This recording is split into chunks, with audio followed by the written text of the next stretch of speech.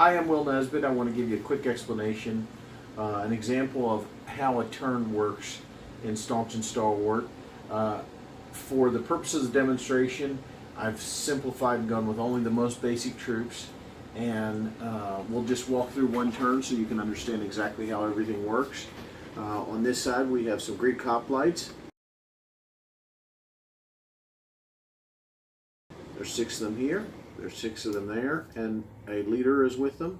And on the other side of the table, we've got some pikemen with a herald,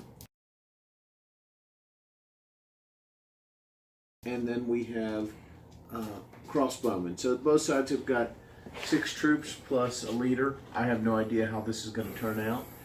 We're just going to roll the dice, but I'm not going to make decisions based on what is tactically the most intelligent thing to do. I just want to show you how pieces move. So the game starts with a roll of initiative. I'm going to use the yellow dice for this side and the red dice for this side. They've got a 2 dots there, and this side has got a 0, so this side is going to win initiative.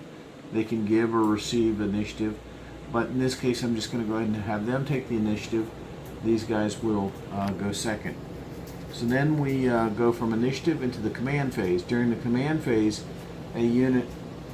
a player can move his leader from unit to unit depending on where he wants to impact the game. Leaders will make troops faster, more accurate, or better defenders. When a leader is spent, he goes to the rear of the unit, and at this phase, if this is the second turn, he's going to get reset back up to here. But for now, I'm going to move this leader over here.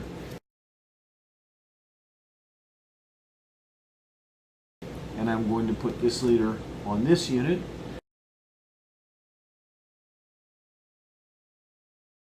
And that's what the 2 sides have done during the command phase. Now we do the recovery phase. During the recovery phase is when troops are brought back into play that have been knocked out. And there in the first turn, there's not going to be any recovery because no casualties have been taken. Then we go directly into the fire or maneuver phase. As we recall, this side won initiative, so they get to maneuver first. And I'm going to start by moving these guys. All the foot troops have got 3 dice of movement. So with this 3 dice, I have 1, 2, 3, 0. So that's a total of 3 movement. And I'm going to say that they were facing this way. I kind of set this up sloppy. All the units face the spine of a hex, as we call it. That means that they can move here or they can move here. But this hex is covered, so this unit can go. We often move just one troop so that we figure out where they're going, and then we move the rest of the unit. They go 1, 2, 3. They could go there, and I think I'll do that because that seems like something smart for these guys to do. So the rest of the unit has just moved 3.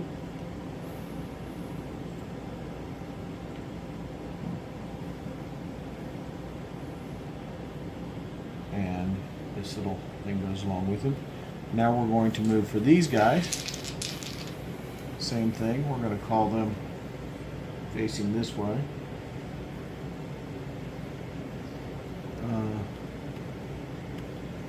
I set this up with 5 guys in the unit, but that's okay. We're going to roll 3 dice for their movement. 1, 2, 0. So they only are allowed to move 2. I'm going to move the leader for them. 1, 2. And then what I could do is the leader allows me to re-roll a movement dice, and I think I'm going to do that just to show how it goes. The leader is going to re-roll this movement die. They have a total of 3 movement. That's going to put them here. So I'm going to move the whole unit here. That's 3 total of movement. They had moved there. And then what happens is the leader, he used his inspiration to get them to move a little faster than they would have moved otherwise. So he's moved to the rear unit. That indicates that he's already done. So the hoplites are done with their fire and maneuver. Now the other side gets to do fire and maneuver. Fire and maneuver is considered simultaneous. The maneuver happens first. So these guys, I'm going to go ahead and have them fire their bows their crossbows at these guys as they approach. There's 3 guys in the unit. I'm going to roll 3 dice, and furthermore, I'm going to use the leader for their attack. That will mean I'll get a kicker. So we have, they hit on a skull. They have no hits. So I'm using the leader. That means that they're allowed to re-roll. 3 guys, 3 dice. They have 2 hits. 2 hits now, so I'll roll their defense. We have 2 hits, so we'll roll 2 defenders. They didn't block anything. If they had rolled a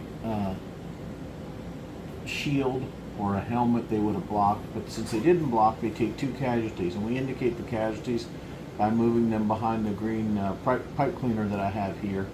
You can also turn them to the rear if you want to, but the point is, these guys got shot as they were approaching the crossbowmen, so they won't get an attack this turn. These guys, they have no move available to them because once this unit moves up and puts them in the defender's zone of control, that is the 2 spaces directly in front of the unit, once they put them in these 2 spaces, then they can't move unless they do a disengage, which they don't want to do. They're just going to stay there and attack. This unit back here can fire. They can fire or maneuver, so they can shoot from where they're at, or they can move and they won't get a shot. So they're obviously going to fire.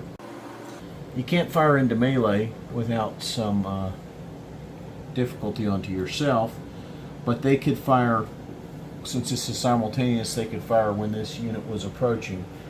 The arc of fire proceeds from the 2 hexes that are at the facing of the unit.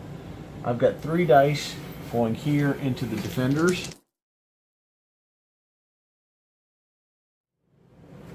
That is skull, skull.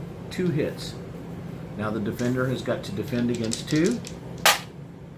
1 shield, 1 skull. So they have taken a casualty here as well. So that's the end of the fire and maneuver phase. At the end of the fire and maneuver phase, we have 2 casualties here, 2 casualties here. The leader is spent. This leader is spent. And now we proceed to after the fire and maneuver phase comes the attrition phase. During the attrition phase, this may be a concept that's a little bit different for some wargamers.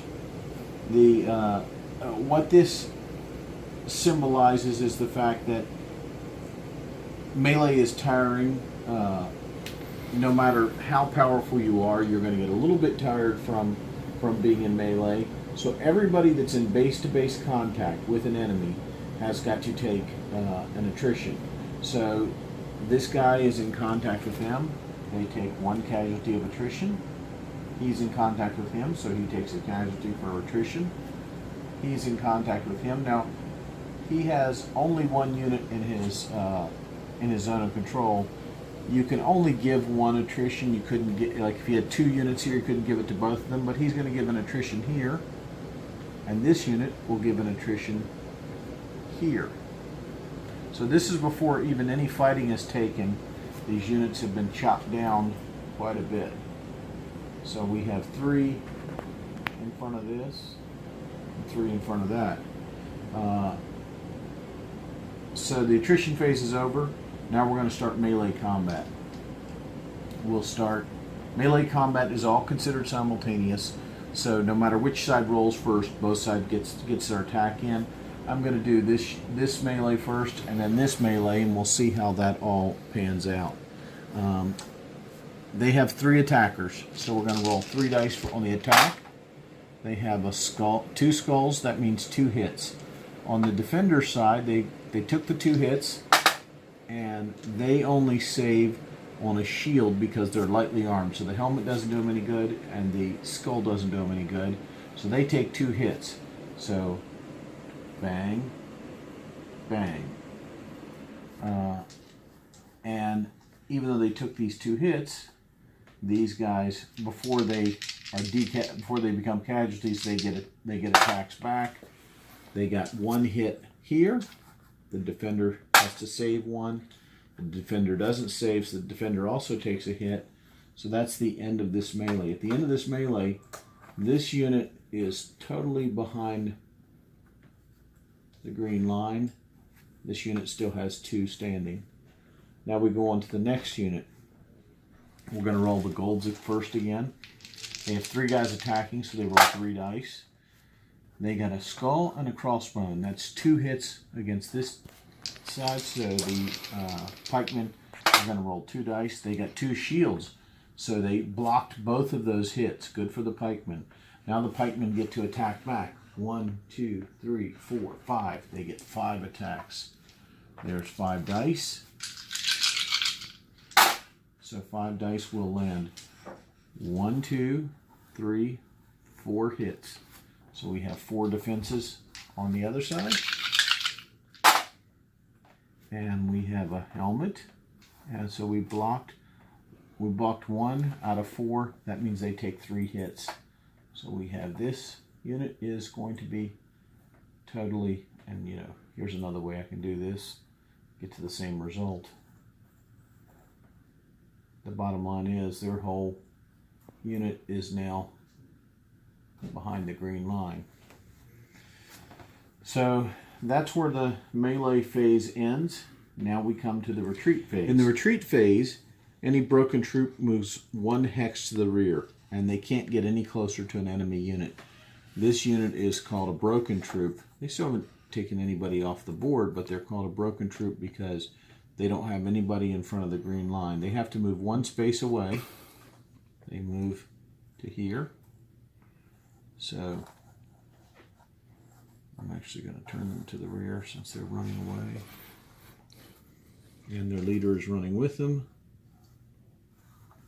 He's back here. And then this unit is also broken. They're going to run to here.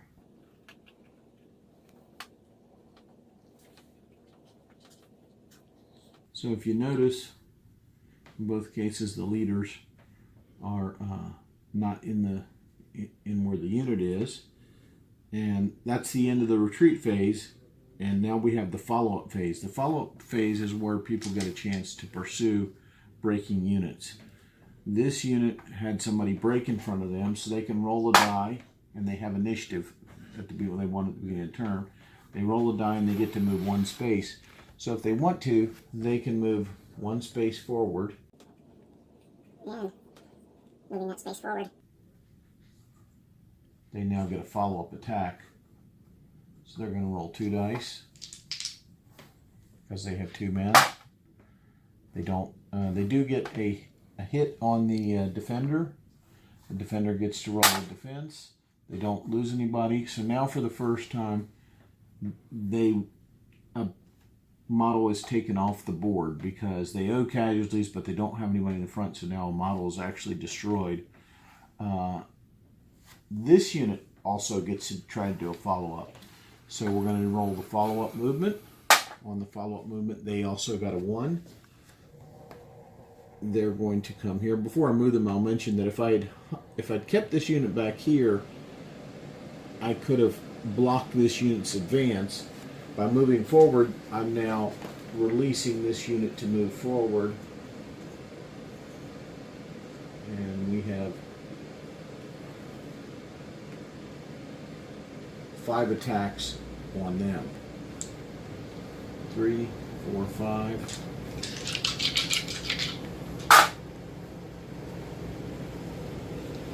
They have 2 hits, and the defender gets to roll 2 defense. They blocked 1 of them, so the defender took another casualty.